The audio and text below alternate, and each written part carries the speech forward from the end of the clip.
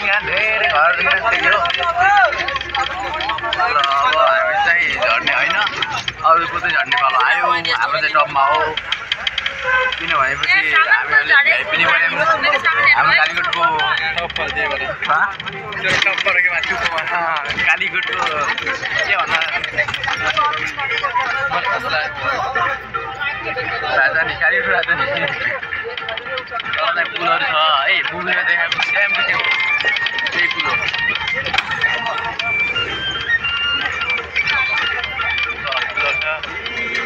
नदी छ, यहाँ नानी पनि छन्, सेक्सी केटीहरू पनि छन्, पसलहरू पनि छ। हेर भाइ आयो है, आयो कालीकोटै हो कि यो भने जस्तो थोरै न छ।